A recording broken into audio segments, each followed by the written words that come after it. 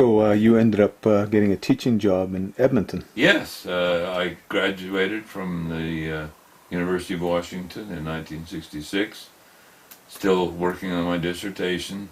They gave me a PhD without the thesis.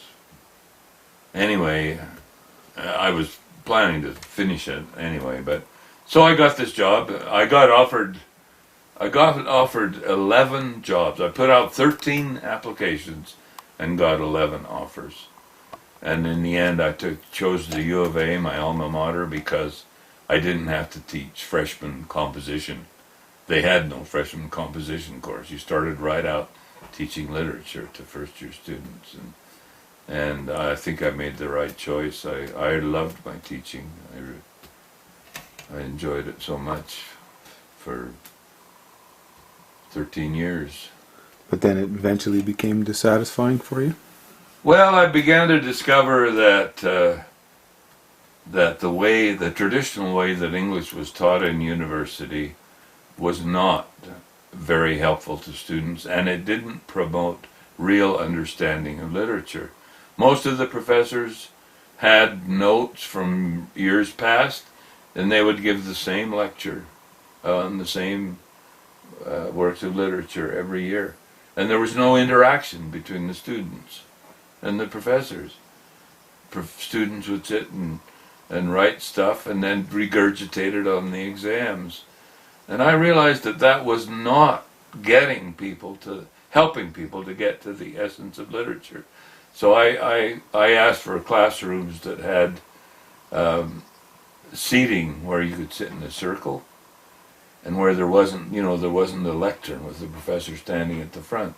And I worked really hard to get discussion. I would ask questions, leading questions, and I also would have, for every work of art or every work of literature that we dealt with, I would have a committee of students who would meet together and discuss what it meant to them, and then bring that material to the class. And then after one class like that, then I would talk about what it meant to me. And I had students that just loved it. They had never had that kind of experience before, and they really felt that it changed their lives. I still run into them periodically, students, middle-aged guys, who will say, "You taught me English, back in 1970, and it changed my life." And that gives me huge satisfaction, as you can imagine. And basically it's because I insisted that the fundamental approach to literature was to encourage people to look at what it meant to them. What characters do you identify with?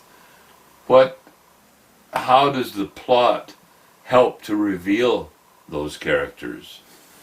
Questions like that invited a personal response. And then I eventually went even further, and I decided final exams were, as traditionally conceived, were really ridiculous in English. And so I had students come up with 5 exam questions ahead of time. And I discussed with them, like what makes a good exam question. And every student I had an interview with, and I helped a lot of them to come up with a more reasonable kind of exam. And then when they came to write the exam, I had them I picked 2 of the 5 questions that they submitted and asked them to write those. And of course that meant that they knew what to study, they knew what to prepare for, and it was something that really helped them to understand the literature. And I was able to judge whether they had been able to develop an approach to literature that was working for them. But the other profs were real uptight about it because that was somehow so radical. I don't know, still to this day, I'm not sure exactly why it was so radical. But they even where I taught a course that had multi-sections, they decided that everybody had to pass their exams into a committee, and it was directed. It's obviously directed at me, and that just finally made me realize that academia was not my bag. I wasn't a great researcher. I was a good teacher. Yes. I remember when you were up for your tenure, and I think at one point you were voted as the most popular professor on the campus. Or Yes, yes, I was. The student newspaper published this cartoon on the front page, and it showed a guy who was labeled as a